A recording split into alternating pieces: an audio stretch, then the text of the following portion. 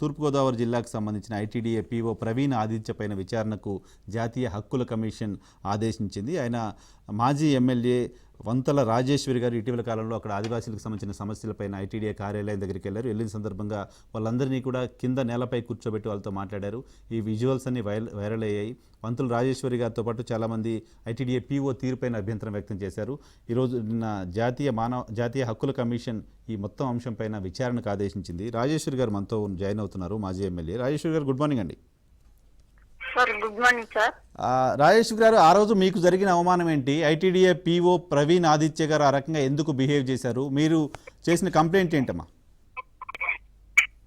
Sir, మేము అక్కడికి వెళ్ళింది ఏంటంటే సార్, ప్రపంచ ఆదివాసుల రోజున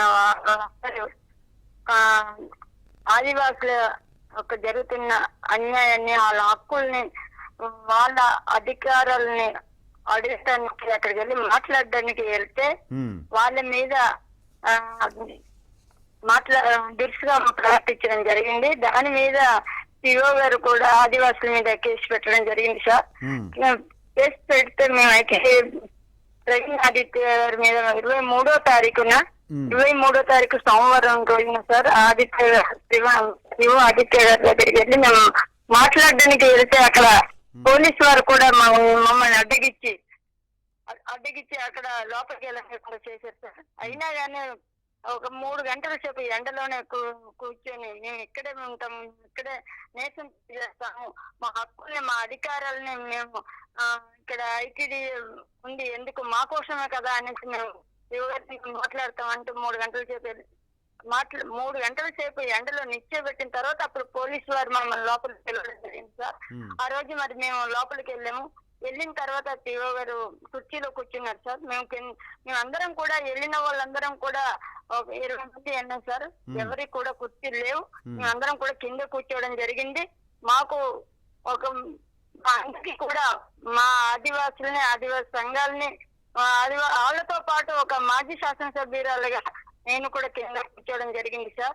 మరి ఇక్కడ ఉన్నటువంటి ట్రైబుల్ ఐటీడీఏ మా కోసం ఉంది, మా అభివృద్ధి కోసం ఉంది, ట్రైబుల్ కి ఇక్కడ న్యాయం చేస్తారనేసి మరి చాలా ఆశతో గిరిజనులందరూ ఇక్కడ ఉన్నారు.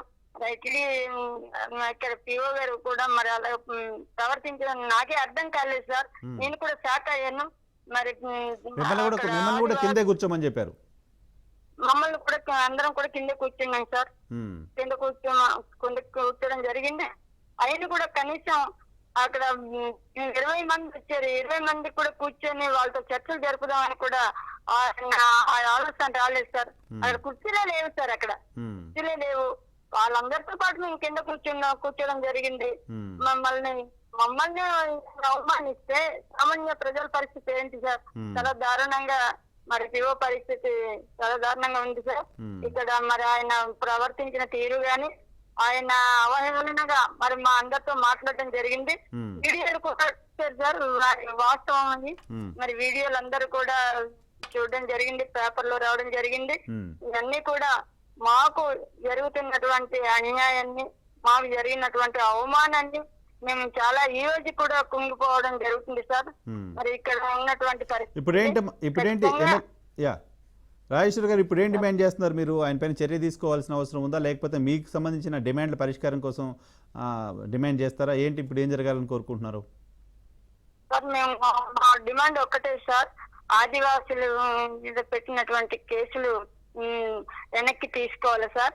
అదే విధంగా మరి మాకు ప్రవీణ్ ఆదిత్య గారి మీద ఖచ్చితంగా చర్యలు తీసుకోవాలని కోరుతున్నాం. ఏం కేసులు పెట్టారు ఆదివాసీల పైన? ఎప్పుడు కేసులు పెట్టారు సార్? ఆదివాసుల మీద సార్ అక్కడ మేము పిఓ గారి దగ్గరికి మా ప్రపంచ ఆదివాసీ దినోత్సవం రోజు పిఓ గారి దగ్గరికి మేము వెళ్ళిన తర్వాత మా హక్కులు, మా చట్టాలని మేము అడుగుతుంటే అక్కడ అసలు దినోత్సవం సార్ సంప్రదాయబద్ధంగా మా గిరిజనులకు ఉన్నటువంటి సంస్కృతి సంప్రదాయాల ప్రకారంగా పండగలుగా చేస్తారు సార్. అది జాతీయ జెండా ఎగరేయకుండా ఎందుకు ఎగరేయలేదని మేము అడగటానికి వెళ్తే, మాట్లాడడానికి వెళ్తే, కనీసం అక్కడ ఉన్నటువంటి స్థానిక ఎమ్మెల్యే గారు కానీ, అక్కడ ఉన్నటువంటి పిఓ గారు కానీ కనీసం అక్కడ కనుక మాట్లాడలేదండి. అక్కడ కూడా పోలీసు అడ్డగించడం జరిగింది. సో ఆ సందర్భంగా గంట కేసులు తర్వాత పెట్టారా? లోపలికి ఆ సందర్భంగా కేసులు పెట్టారా?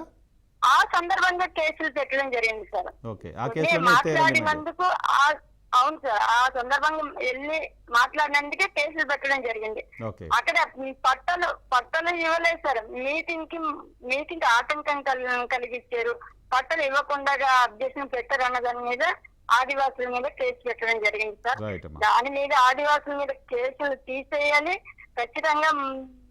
మా డిమాండ్ ఒకటే, ప్రవీణ్ ఆదిత్య గారి మీద ఖచ్చితంగా చర్యలు తీసుకోవాలి. రైట్. చర్యలు తీసుకోకపోతే మాత్రం ఆదివాసీ గిరిజన సంఘాలు తర్వాత ఆదివాసులు అందరం కూడా కలిసి రాష్ట్ర వ్యాప్తంగా మాత్రం తీవ్రమైన ఉద్యమం చేస్తాం. రైట్ రైట్ రాజేశ్వరి గారు.